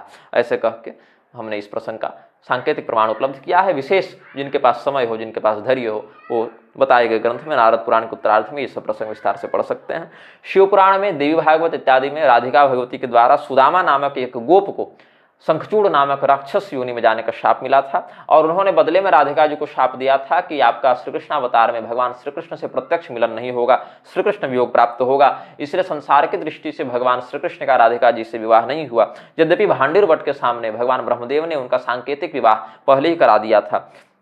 पूरा प्रसंग संबंधित ग्रंथ में स्वयं पढ़ लें, हम प्रधान प्रधान श्लोकों को बता देते हैं। श्लोक 21 में देखें, इस प्रकरण में जो गर्ग संहिता का गोलोक खंड है उसका अध्याय 16वां हम यहाँ वर्णित करते हैं। श्लोक 54 से पहले के प्रकरणों को देखें। पहले श्लोक आप 21 को देखें। अनादिमाद्यम पुरुषोत्तमोत्तमम श्री कृष्ण चंद्रम निज भक्त वत्सलम त्वं स्वयं त्वसंख्याण्डपतिम परात्परम राधापतिम ताम शरणम व्रजाम्यहम। सबों के आदि होने पर भी जो स्वयं अनादि हैं, ऐसे पुरुषोत्तमों के भी पुरुषोत्तम राधापति श्री कृष्ण चंद्र को, असंख्य ब्रह्मांडपति श्री कृष्ण चंद्र को, राधापति को हम प्रणाम करते हैं, ऐसा ब्रह्मदेव ने कहा। फिर आगे बड़ी लंबी स्तुति है। अध्याय 34 में जाकर विवाह के विधि विधानों का वर्णन करने के बाद कहते हैं संज्ञावयामास सुपीठयोश्चतौ कृतांजलि मौनयुतो पितामहः तौ पाठयामास तु पंचमंत्रकम समर्प्य राधाम च पितेव कंजकाम। विवाह संबंधी 5 मंत्रों का उन्होंने प्रयोग करके भगवान श्री कृष्ण के प्रति राधा जी का निवेदन कर दिया। भगवान श्री कृष्ण जी को कन्यादान कर दिया राधा जी का ब्रह्मदेव ने स्वयं। फिर विवाह के बाद उनकी दाम्पत्य लीला का वर्णन है। इस समय राधा श्री कृष्ण चंद्र का शरीर किशोरावस्था को प्राप्त कर चुका था। इस सूक्ष्म जगत की लीला के अंदर ऐसे भौतिक दृष्टि से बच्चे हैं, छोटे छोटे 5 वर्ष के हैं, लेकिन वो लीला के लिए, दाम्पत्य लीला के लिए अभी किशोरावस्था को धारण किया इन्होंने। 50वें श्लोक में देखे, हरेश्च श्रृंगारमलम प्रकर्तुम समुद्यता यत्र तदा ही राधा तदैव कृष्णश्च तु बभूव बालो विहाय कैशोर वपु स्वयं ही।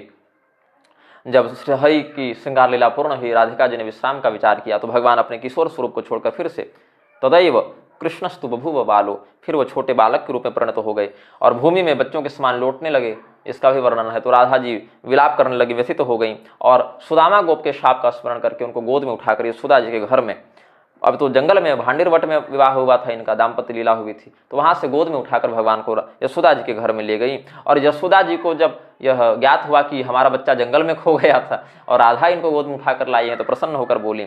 54वें श्लोक में आप देखें, उवाच राधाम नृपगनंदगेहिनी धन्यासि राधे वृषभानुकंजके त्वया शिशुर में परिरक्षितो भयान मेघाव्रते व्योमनि भया तुरो बने। हमारा बच्चा इधर उधर भटकते भटकते जंगल में चला गया, आज बड़ी कठोर घनघोर बारिश होने वाली है, वर्षा होने वाली है, इतने काले काले बादल घिर आए हैं, तुमने हमारे बच्चे की रक्षा की, सो बहुत कृपा है तुम्हारी राधिके, तुम्हारा मंगल हो, तुम धन्य हो। ऐसा कह के यशोदा जी ने कृतज्ञता का व्यवहार किया राधा जी के पास। गर्गाचार्य जी ने भी नंद बाबा को ये विवाह की बात बताई थी, तो उन्होंने किसी और को नहीं बताया, बता दिया था गर्गाचार्य जी ने पहले ही कि तुम्हारा बालक राधिका जी से विवाहित हो चुका है, लेकिन किसी और को मत बताना। तो जब भगवान ने गोवर्धन धारण की लीला की थी तो बाकियों ने बड़ा दबाव डाला नंद बाबा पर कि बताओ भैया, ये तुम्हारा बालक तो बड़ा करामाती है भाई, ये 7 वर्ष का है और 7 दिन तक पहाड़ उठाए रह गया, और ये भी हम देखते हैं कि तुम तो गोरे हो, यशोदा जी भी गोरी हैं, यशोदा जी भी गोरी हैं, नंद बाबा भी गोरे हैं, तो भगवान श्री कृष्ण ये काले कैसे हो गए, ये सांवले कैसे हो गए, इसमें क्या रहस्य है, ये तुम्हारी संतान तो प्राकृतिक हमें नहीं लगती, इसका रूप रंग भी प्राकृतिक नहीं, इसका पराक्रम भी प्राकृतिक नहीं, तो ये बालक कैसे काला हो गया। गौर वर्णा यशोदेतम नंदत्वं गौर वर्णधरिक अयम जात कृष्ण वर्ण एतत् कुल विलक्षणम यदवास्तु क्षत्रियाणाम तो बाल एतादृशो यथा बलभद्रेण दोषस्या चंद्रवंश समुद्भवे। ऐसा पराक्रम जब बलराम दिखाते हैं तो हमें संदेह नहीं होता, क्योंकि बलराम जी तो क्षत्रिय हैं, रोहिणी और वसुदेव के पुत्र हैं, ये तो सब जानते हैं, तो क्षत्रिय थोड़े पराक्रमी होते हैं स्वभाव से, चंद्रवंशी हैं, क्षत्रिय हैं तो पराक्रमी है, लेकिन ये तुम्हारा लड़का इतना पराक्रमी कैसे हो गया, ऊपर से तुम दोनों गोरे, ये सांवला कैसे हो गया। तो गर्ग संहिता के गिरिराज खंड के अध्याय 5 के श्लोक 15 और 16 में भगवान कहे, नंद जी कहे, भगवान की इस रहस्य कथा का वर्णन करते हुए, गर्गाचार्य जी की बात का स्मरण करते हुए उन्होंने ये रहस्य बताया। वसवश्चंद्रियाणीति तद्देवश्चित्त एव हि तस्मिन् यश्चिष्टते सोऽपि वासुदेव इति स्मृतः वृषभानुसुता राधा या जाता कीर्ति मंदिरे तस्याः पतिरयं साक्षात् तेन राधापति स्मृतः। जितनी इंद्रियां हैं उनको वसु कहते हैं, उनका जो अधिष्ठाता है वह चित्त है, और इनके माध्यम से जो चेष्टा करे उसको वासुदेव कहते हैं। इंद्रियां वसु हैं, उनका देवता चित्त है, और वसुदेव हो गया इंद्रिय संजक, इंद्रियगत चित्त, और इसका जो अधिष्ठाता होकर इनमें चेष्टित हो वह वासुदेव कहलाता है। यही वो वासुदेव श्री कृष्ण है। और भगवती राधिका जो वृषभानु की पुत्री हैं, कीर्ति की पुत्री हैं, वृषभानु और कीर्ति के माध्यम से जिनका जन्म हुआ है, इसी राधिका के पति हैं, इसीलिए इनको राधापति भी कहते हैं। कुछ लोग इसमें विशेष करके आर्य समाज इत्यादि कहते हैं ये कृष्ण की मामी थी, रायण गोप से विवाह हुआ था, रायण जी इनके भाई थे यशोदा जी के, ऐसे कह के, तो अथवा राधा जी के रूप में जिनका वर्णन है वो कृष्ण प्रेमिका, कृष्ण प्रियतमा राधा नहीं, भगवान की मामी राधा है, ऐसा बहुत लोग प्रलाप करते रहते हैं। तो हम बता देते हैं रायण कौन है। भगवान के 12 पार्षद हैं, प्रधान गोप पार्षद है, उनमें रायण भी एक है। सच 12 गोपानाम रायण परम प्रिय श्री कृष्णांश भगवान विष्णु तुल्य पराक्रम। भगवान श्री कृष्ण के अंश से 12 प्रधान गोपों का प्रादुर्भाव हुआ है जो भगवान के ही अंश हैं, और इसीलिए रायण को 12 कृष्ण प्रधान अंश गोपों में परिगणित किया गया है। तो रायण का विवाह वास्तविक राधा से नहीं हुआ था, राधा जी की छाया से हुआ था। जैसे भगवान का अंश रायण, वैसे राधिका जी की अंश जो छाया राधा थी उनसे विवाह हुआ। छाया राधा पिछले जन्म में केदार की पुत्री वृंदा थी, और भगवान ने जब बताया कि भगवान ने बताया था वृंदा को कि राधा जी का जब विवाह होगा हमसे, भगवान श्री कृष्ण के साथ जब विवाह होगा तो भगवती राधा का यह विवाह गोपनीय रखा जाएगा, बाहर सबको पता नहीं चलेगा। माता पिता को तो पता नहीं था, तो समयानुसार जब राधा जी का विवाह उनको कुमारी जानकर जब रायण गोप से कर दिया जाएगा ना, तो विवाह जब निश्चित कर दिया जाएगा तो राधा जी अंतर्धान हो जाएंगी, वास्तविक राधा, और उन्हीं वास्तविक राधा का स्थान लेकर तुम छाया राधा वहां चली जाना और तुम्हारा विवाह रायण से हो जाएगा। हमारे अंश है रायण गोप और राधा के अंश हो तुम, तो हमारा अंश का विवाह हो गया, और हमारा और मूल राधा का विवाह तो पहले ही हो जाएगा। और मूर्खतावश, ज्ञान बुद्धि से नहीं, मूर्खतावश लोग उसी को असली राधा समझ बैठेंगे। ब्रह्म वैवर्त पुराण के श्री कृष्ण जन्मखंड के अध्याय 86 में श्लोक 137 से 141 तक देखें। वृषभानो सुता तुम च राधा छाया भविष्यसि मत कलांश्च रायणस्ताम विवाहम ग्रहिष्यति माम लभिष्यसि रासे च गोपीभिः राधया सह राधा श्रीराम शापेन वृषभानु सुता यदा सा चैव वास्तवी राधा त्वं तच्छाया स्वरूपिणी विवाह काले रायणस्ताम तच्छायां ग्रहिष्यति ताम दत्वा वास्तवी राधा सांतर्धाना भविष्यति राधय वेति विमूढ़ाश्च विज्ञास्यन्ति जो गोकुले स्वप्ने राधा पदाम भोजम नहीं पश्यन्ति वल्लवाः स्वयं राधा मम क्रोड़े छाया राधारण कामिनी। जो असली राधा है वो हमारे पास आ जाएंगी, और रायण कामिनी जो रायण पत्नी बनेगी वो छाया राधा होगी। फिर यही हुआ, 12 वर्ष की होने पर नव यौवन से युक्त राधा जी का विवाह जब रायण गोप से तय कर दिया गया तो वास्तविक राधा अंतर्ध्यान हो गई, उनका स्थान छाया राधा ने ले लिया। अतीते द्वादशाब्दे तु दृष्ट्वा ताम नवयौवनां सार्धम रायण वश्येन तत्संबंधम चकार सह छायां संस्थाप्य तद्गेहे सामंतर्धानम चकारः बभूव तस्य वैश्यस्य विवाह छाया सह। माहेश्वर तंत्र एक बड़ा दुर्लभ ग्रंथ है, भगवान शिव ने उसको समाधि की अवस्था में प्राप्त किया था। भगवान शिव को वो ग्रंथ समाधि की अवस्था में मिला था। उसमें अध्याय 26 श्लोक 14 में कहते हैं इदम माहेश्वरम तंत्रम समाधो यच्छ्रुतम मया। भगवान शिव ने ये माहेश्वर तंत्र समाधि की अवस्था में प्राप्त किया था। उसमें फिर अध्याय 9 में आप देखें 4 श्लोक में वृषभानुगृहे जाता राधिकेति च विश्रुता। भगवान की जो नित्य सहधर्मिणी राधा जी हैं वो वृषभानु के कुल में उत्पन्न हुई हैं। भगवान श्री कृष्ण को गोपियों के साथ और पार्श्व स्थित राधिका जी के साथ देखकर जो वेद मंत्र हैं, श्रुतियां हैं, वो बड़ी विस्मित हुई। कोई गोपी देख भगवान को चमर डुला रही है, कोई गोपी भगवान को पान खिला रही है, तांबुल का निवेदन कर रही है, कोई गोपी भगवान के सामने मणिमय थाली में रत्नमाला दीपमाला प्रस्तुत करके भगवान के मुखमंडल की आरती उतार रही है, राधा माधव युगल सरकार की आरती उतार रही है, कोई उनके सामने हाथ जोड़कर स्तुति परक निवेदन कर रही है। माहेश्वर तंत्र के अध्याय 50 के श्लोक 45 में कहते हैं, काचित गोपी सचर कर काचित गोपी सचमर करा बीजयंति स्वकांतम काचित चाग्रे कर युगपुटम कृत्य तस्थौ निरीहा काचित स्थाल्यां मणिगणमयीं कृत्य दीपावलिं ताम राधा कृष्ण प्रतिमुखगता कुर्वती दीपकृत्यम। तो तांत्रिक ग्रंथों में भी ऐसे राधा कृष्ण युगल सरकार का वर्णन है। वराह पुराण के अध्याय 164 में जहाँ पर राधा कुंड का वर्णन है, जब भगवान ने अरिष्टासुर वत्सासुर इत्यादि का वध किया तो जानते थे ये तो राक्षस हैं, लेकिन आए थे गौवंश के शरीर में, तो गौहत्या की आशंका भगवान को जब व्याप्त हो गई तो राधिका जी ने राधा कुंड का निर्माण करके उसके पवित्र जल से स्नान करा के भगवान के इस सांकेतिक दोष की निवृत्ति की थी। स्नातस तत्र तदा कृष्णो वृषम हत्वा महासुरम वृष हत्या समायुक्त कृष्ण चिंतान्वितो भवत वृषो हतो मया चायमरिष्ट पाप पुरुषः तत्र राधा समाश्रिष्य कृष्ण मुक्लिष्ट कारणम स्वनाम्ना विजितम कुंडम कृतम तीर्थमदूरतः राधा कुंडमिति ख्यातम सर्व पाप हरम शुभम। धर्म रक्षा है तो भगवान श्री कृष्ण अवतार की जब बात आई, भगवान विष्णु ने कहा हम श्री कृष्ण अवतार ग्रहण करेंगे, तो ब्रह्मदेव को कहा कि वृषभानु जी की पुत्री राधा जी के रूप में हमारी शक्ति आएगी। ये भविष्यवाणी स्कंद पुराण के वैष्णव खंड के वासुदेव महात्म्य के अध्याय 18 में देखी जा सकती है। भूभारासुर नाशार्थम पातुम धर्मम च धार्मिकाम वसुदेवाद भविष्यामि देवक्या मथुरापुरे कृष्णो हम वासुदेवाक्षस तथा संकर्षणो बलः प्रद्युम्नश्चानिरुद्धश्च भविष्यन्ति यदोः कुले गोपस्य वृषभानुस्तु सुता राधा भविष्यति वृंदावने तया साकं विहरिष्यामि पद्मज। और राधा जी की प्रार्थना पर आगे कल्कि अवतार होगा। ये भविष्यवाणी भी भविष्य पुराण के प्रतिसर्ग पर्व के खंड चौथे अध्याय 5 श्लोक 28 में देखी जा सकती है। राधया प्रार्थितो हम व यदा कलियुगांत के समाप्य च रह क्रीड़ाम कल्कि च भवितास्म्य हम।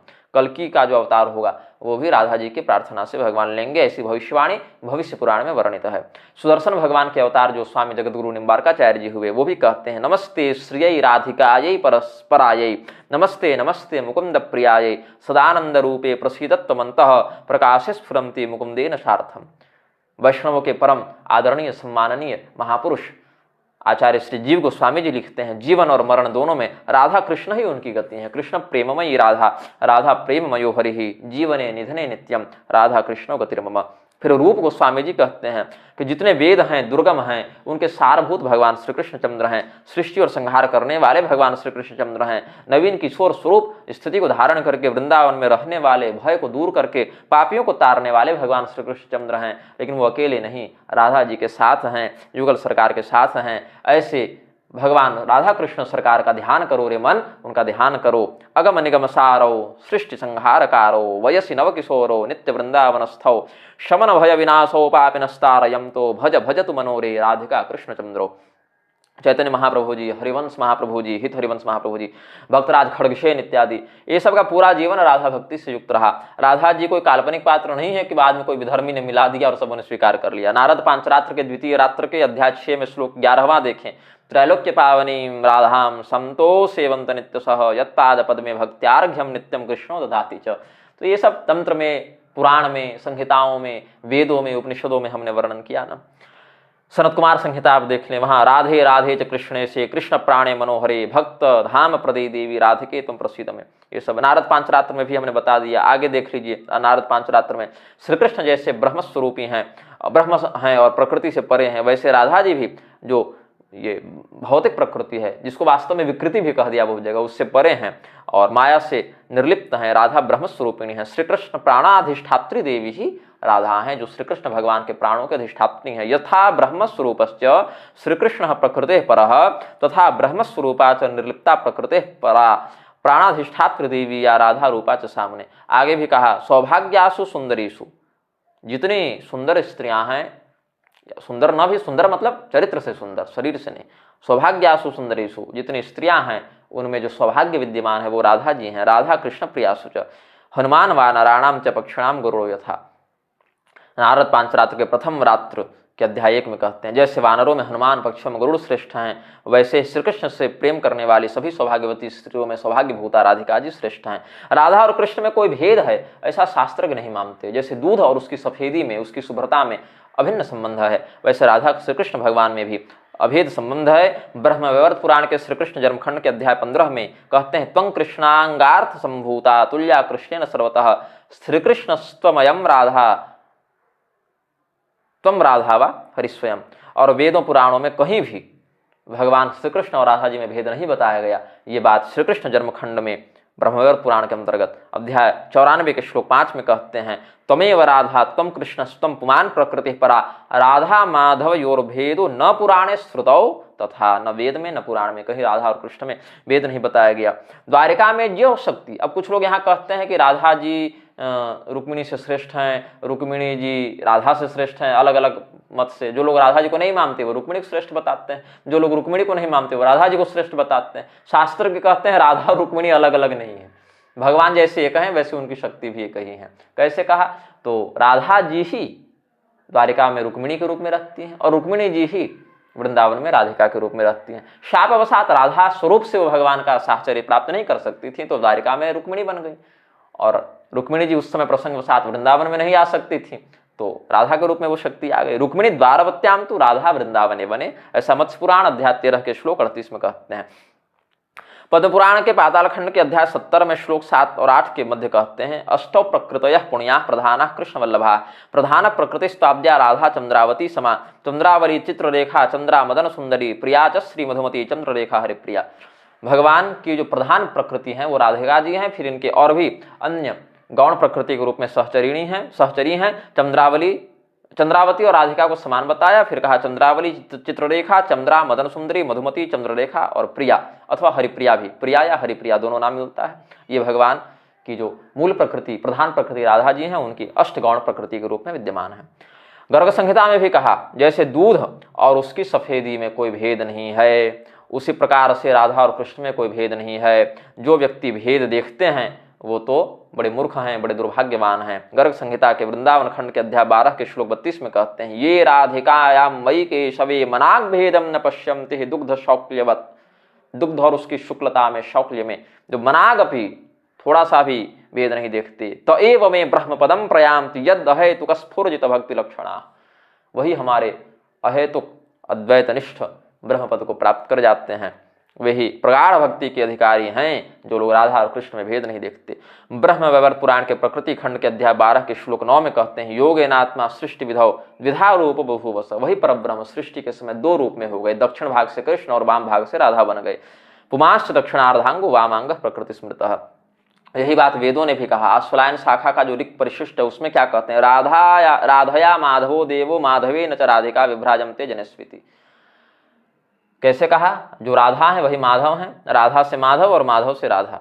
नंद बाबा और यशोदा देवी को जो तत्वज्ञान के हेतु भगवान ने निर्देश किया उसमें क्या कहा कि हे नंद यशोदे, आप राधा जी के पास जाकर तत्वज्ञान की जिज्ञासा करें। ब्रह्मवैवर्त पुराण के श्री कृष्ण जन्मखंड के अध्याय 110 के श्लोक 14 और 15 में कहा, ज्ञानं मोक्षात्मकं सिद्धं परम निर्वाण कारकं निवृत्ति मार्ग आरूढ़ भक्तस्तत्रैव वांछति भक्त्यात्मकं च यज्ञानं तुभ्यं राधा प्रदास्यति तस्यां च मानवं भावं त्यक्त्वा ज्ञानं करिष्यति। राधा जी के पास भेजा है नंद यशोदा को तत्वज्ञान की प्राप्ति के लिए भगवान ने। जो लोग अधम हैं, राधा कृष्ण में भेद बुद्धि देखते हैं, वे अपने पूर्वजों के साथ घोर नरक में जाते हैं, उनका वंशनाश होता है, विष्ठा के कीड़े बन जाते हैं, कालसूत्रादि नरक में जाते हैं। ऐसा भगवान श्री कृष्ण जन्मखंड में ब्रह्मवैवर्त पुराण के अंतर्गत वर्णन करते हैं। राधा माधवयोर भेदम ये कुर्वन्ति नराधमा वंशहानिर्भवेत् तस्य पच्यन्ते नरकं चिरं यान्ति शूकरयोनिं च पितृभिः शतकैः सह 60 वर्ष सहस्राणि विष्ठायां क्रमयस्तथा। गर्भ संहिता के वृंदावन खंड के अध्याय 15 में भी भगवान श्री कृष्ण यही मत स्वयं बताते हैं। ये राधिकायां मयि केशवे हरौ कुर्वन्ति भेदं कुधियो जना भुवि ते कालसूत्रं प्रपतन्ति दुःखिता रंभोरु यावत् किल चंद्रभास्करो। वेदों में जो काणव शाखा वर्णित है, कण्व मुनि के विस्तार से जो काणव शाखा प्रवर्तित हुई उसके संदर्भ का आश्रय लेकर ब्रह्मवैवर्त पुराण के श्री कृष्ण जन्मखंड में भी कहते हैं, राधा कृष्ण में भेद देखकर जो राधा जी का उपहास करते हैं, उनकी निंदा करते हैं, जैसा कि आजकल बहुत लोग कर रहे हैं, तो राधा जी की जो निंदा करते हैं, उनका उपहास करते हैं, वे कल्प पर्यंत घोर नरक में जाते हैं, विष्ठा के कीड़े बनते हैं। वेश्याओं की योनि में जब गुप्त रोग हो जाता है, नित्य व्यभिचार कर करके उसमें जो कीड़े लगते हैं वो यही लोग बनते हैं। उन्हें ब्रह्मत्या लगती है और गर्म तेल में छाना जाता है, इसमें संशय नहीं। ये बात विषमति निंदन्ति पापिनश्च हसन्ति च कृष्ण प्राणाधिकाम देव देवींच राधिकां परां ब्रह्म हत्या सतम ते च लभन्ते नात्र संशयः तत्पापेन च पच्यन्ते कुंभीपाके च रौरवे तप्त तैले महाघोरे ध्वान्ते कीटे च यंत्रके चतुर्दशन्द्रावच्छिन्नं पितृभिः सप्तभिः सह ततः परमजायन्त जन्मैकं कूलयोनितः दिव्यं वर्षसहस्रं च विष्ठा कीटास्य पापतः पुंश्चलीनां योनिकीटास्तद्रक्तमलभक्षणाः मलकीटाश्च तन्मान वर्षं च पूय भक्षकाः वेदे च काणवशाखाया मित्याह कमलोद्धव। देवी भागवत महापुराण के स्कंध 9 अध्याय 4 में भी कहते हैं और ब्रह्मवैवर्त पुराण के प्रकृति खंड अध्याय 4 में भी कहते हैं। दुर्गा, राधा, लक्ष्मी, सब सावित्री, सरस्वती, ये सब सृष्टि काल में मूल प्रकृति के 5 रूप हैं। गणेश जननी दुर्गा राधा लक्ष्मी सरस्वती सावित्री च सृष्टि विधो प्रकृति पंचधा स्मृता। कहीं कहीं प्रकृति पंचधा भवित भी मिलता है। प्रकृति पंचधा स्मृता ऐसा प्रधान पाठ है। महाभागवत इत्यादि में भी ये बात समर्थित की गई है। नारद पुराण के पूर्वार्ध में अध्याय 53 में इन 5 की अलग अलग मंत्र कवचादि का वर्णन है। पंच प्रकृति मंत्र कवचादि का निरूपण है। ब्रह्म वैवर्त पुराण के प्रकृति खंड अध्याय 56 में अलग से राधा कवच भी वर्णित है। राधा तंत्र, सम्मोहन तंत्र इत्यादि ग्रंथों में नामावली और पूजा पद्धतियों का भी व्यापक वर्णन है। भगवान शिव जी महाराज ने, महादेव जी ने भी राधा मंत्र की दीक्षा ग्रहण की है। नारायण भगवान ने ये उन्हें उपदेश देते हुए कहा, श्री कृष्ण भगवान की प्रसन्नता चाहिए तो राधा जी की शरण में जाना चाहिए। बड़ा अद्भुत रहस्य है। कोई व्यक्ति भगवान श्री कृष्ण जी की शरणागति प्राप्त कर भी ले और राधा जी की, श्री जी की कृपा प्राप्त न हो तो भगवान श्री कृष्ण को कभी प्राप्त नहीं कर सकता। इसलिए महादेव आप जब भी जप करें, युगल मंत्र का जप करें। ये बात बड़ी रहस्यमयी है, इसको कोई बिरला ही जान पाता है। और जब आप राधा कृष्ण मय युगल सरकार का मंत्र जपेंगे तो शीघ्रता से हमें अपने प्रेम और भक्ति से वशीभूत कर लेंगे। ऐसा भगवान ने पद्म पुराण के पाताल खंड के अध्याय 82 के श्लोक 84 से 88 के मध्य कहा है। हम श्लोक बता देते हैं आपको। यो मामेव प्रपन्नश्च मत्प्रयां न महेश्वर न कदापि सचाप्नोति मामेवं ते मयोदितं सकृदेव प्रपन्नो यस्तवास्मीति वदेदपि साधनेन विनाप्येव मामाप्नोति न संशयः तस्मात् सर्वप्रयत्नेन मत्प्रियां शरणं व्रजेत् आश्रित्य मत्प्रियां रुद्र मां वशीकर्तुमर्हसि इदं रहस्यं परमं मया ते परिकीर्तितं त्वयाप्येतन् महादेव गोपनीयं प्रयत्नतः त्वमप्येनां समाश्रित्य राधिकां मम वल्लभां जपन् मे युगलं मंत्रं सदा तिष्ठ मदालये।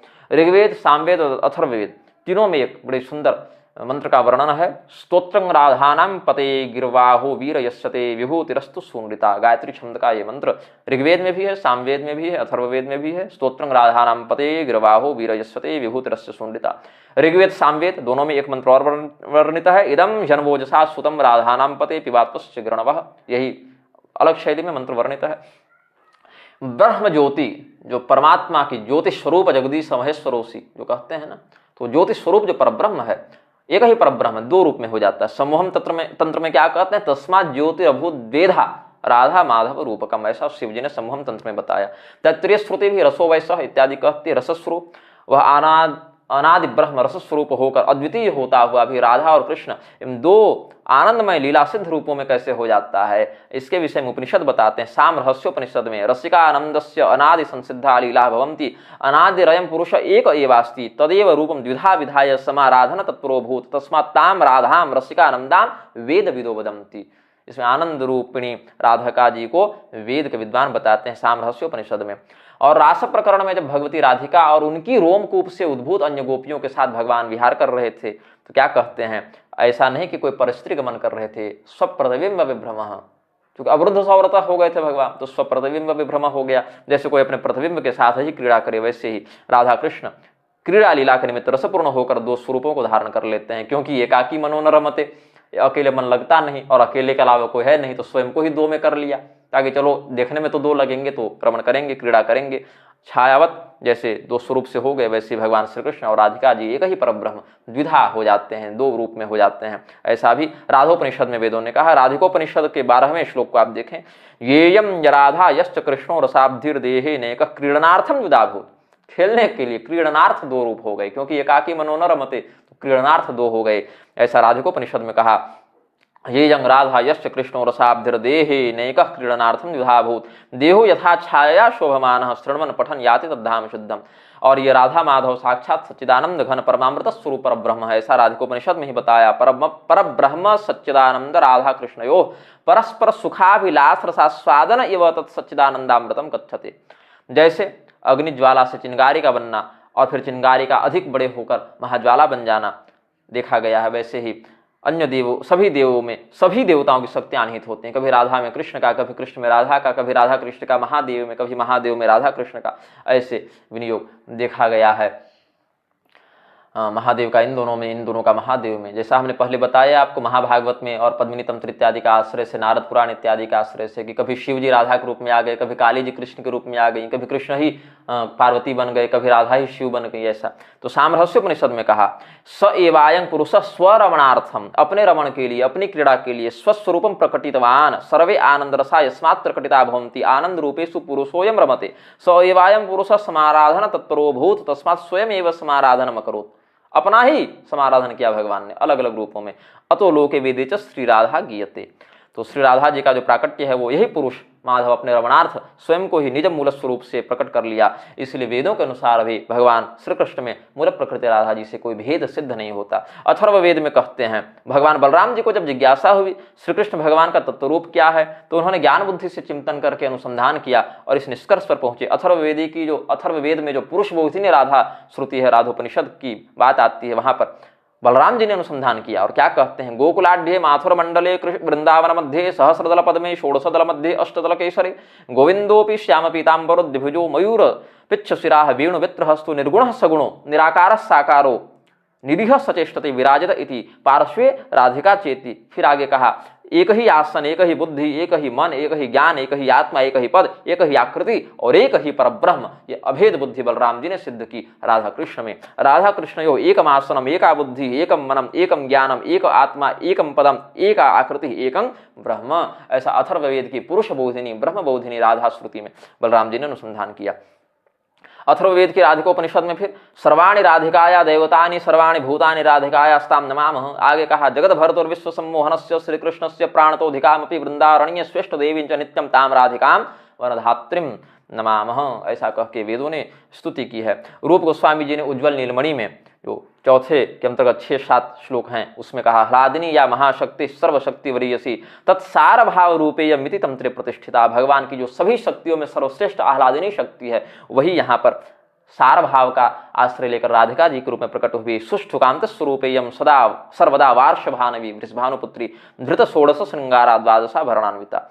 ऋग्वेद के अंतर्गत भी यही वर्णन मिलता है जो रूप गोस्वामी जी ने कहा। तो अपने से कोई कल्पना करके झूठ सच थोड़ी लिख देते थे आचार्यगण, जो शास्त्र सिद्ध बात है वही लिखते थे। तो रूप गोस्वामी जी ने जो लिखा वही ऋग्वेद ने राधोपनिषद में भी कहा है। आह्लादिनी समधिनी ज्ञान इच्छा क्रियाद्या बहुविधा शक्तयः। आह्लादिनी शक्ति, समधिनी शक्ति, ज्ञान शक्ति, इच्छा शक्ति, क्रिया शक्ति, ये सब बहुत सी ब्रह्म की शक्तियां होती हैं। उसमें आह्लादिनी शक्ति सबसे श्रेष्ठ मानी गई है। वही अंतरंग भूता राधिका जी हैं। कृष्ण के द्वारा आराधिता होने से उनको राधा कहते हैं, जिनकी सदैव आराधना कृष्ण करते हैं, इसीलिए उन शक्ति को हम राधा कहते हैं, राधिका कहते हैं। ऐसा ऋग्वेद की राधा उपनिषद श्रुति कहती है। आह्लादिनी समधिनी ज्ञान इच्छा क्रियाद्या बहुविधा शक्तयः तास्वाह्लादिनी वरीयसी परमांतरंग भूता राधा कृष्णेन आराध्यत इति राधा कृष्णं समाराधयति सदेति राधिका। ऐसा भी वेदों ने वर्णन किया।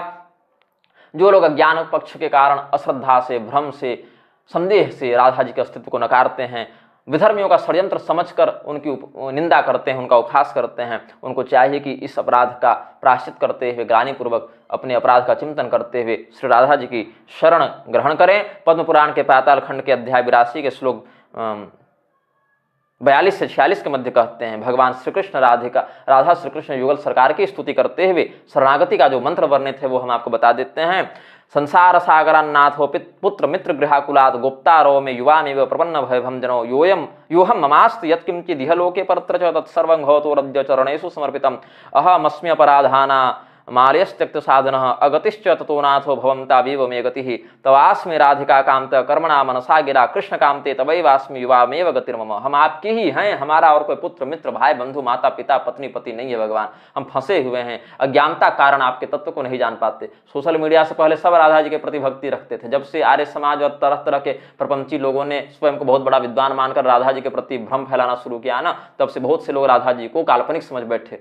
तो ये भ्रम दूर करें, राधा जी के शरण में जाएं। शरणं वाम प्रपन्नोस्मि करुणा निकरा करो प्रसादम कुरुतम दास्यम मयि दुष्टे अपराधिनी। हम दुष्ट हैं, अपराधी हैं आपके, ऐसा समझकर युगल सरकार जी के शरण में जाकर स्वयं को अपराधियों का भंडार और भगवान और भगवती को सर्व पाप क्षयंकर समझकर आप उनकी शरण में जाएं। यही हम आप लोगों से निवेदन करेंगे। अब इतनी शीघ्रता से मैं बोलते जा रहा हूँ, हमारे गले में भी थोड़ी जलन हो गई है, लेकिन शरीर के अस्वस्थ होने के बाद भी, यात्रा और उपवास के कारण क्लांत होने के बाद भी हमने प्रयास किया कि जितनी जल्दी हो सके ये रहस्य आपको समझा दिया जाए। ये सब रहस्य दीर्घकाल तक सामने बैठकर शिष्यों के द्वारा गुरुजनों से सीखने चाहिए थे, सीखे जाने चाहिए थे। अब समयाभाव के कारण लोग आना नहीं चाहते, हम लोग भी समयाभाव के कारण लोगों के पास जा नहीं पाते, तो हमने सोशल मीडिया का ही सदुपयोग करते हुए ये सब रहस्य बता दिया आपको। और आगे से हम आशा करते हैं कि आप भगवती राधा जी के प्रति भगवान कृष्ण में अभेद बुद्धि रखकर सम्मानपूर्ण व्यवहार करके उनकी शरणागति को प्राप्त करेंगे, ज्ञान भक्ति वैराग्य से अपने जीवन को अधिकाधिक प्लावित करेंगे। अंत में भगवान परशुराम जी ने राधिका भगवती की जो स्तुति की है ब्रह्मांड पुराण के मध्य भाग के अध्याय 43 के श्लोक 8 में, उसके आश्रय से हम समस्त सृष्टि को उत्पन्न, पालन और संहार करने में दक्ष भगवती राधा की स्तुति के साथ अपने वक्तव्य को पूर्ण करते हैं। परशुराम जी का ये भाव हम आपके समक्ष निवेदित करते हैं। या राधा जगदुद्भव स्थिति लये स्वाराध्यते वा जनैः शब्दं बोधयति शवक्त्रवे लगत प्रेमामृतास्वादनम रासेसी रसिकेश्वरी रमण दृन्निष्ठा निजानंदिनी नेत्री सा परिपातु माम अवनतम राधेति या कीर्त्यते। भगवान परशुराम जी के शब्दों में हम भगवती राधा को प्रणाम करते हुए, अगर गलती से, असावधानी से, अज्ञान से या शीघ्रतापूर्वक बोलने के कारण हमारे मुख से कुछ अशुद्ध निकल गया हो, अनृत निकल गया हो, अशास्त्रीय निकल गया हो, या बोलना कुछ और चाहते हो, बोल कुछ और गए हो, भगवती राधिका क्षमा करें। हम आप सबों को पुनः होली उत्सव की बहुत बहुत बधाई देते हैं, आपके मंगल की कामना करते हैं। और समयानुसार अब तो हम दीर्घकाल के लिए एकांतवास में चले जाएंगे साधनात्मक उद्देश्यों से, तो ये सब ज्ञान चर्चा कुछ महीनों के लिए खंडित हो जाएगी। 2-4 दिनों के बाद तो हम बिल्कुल विश्राम ले लेंगे सोशल मीडिया से, लेकिन 1-2 दिन और हैं तो वर्णाश्रम पर हमारा वीडियो आने वाला था, बहुत पीछे चला गया है, हम बार बार खेद व्यक्त करते हैं, लेकिन सोशल मीडिया से दूर जाने से पहले हम ये सब विषय पूर्ण करके जाएंगे। आप सबों का मंगल हो। जय श्रीमन नारायण। श्री राधा कृष्णाभ्याम नमः।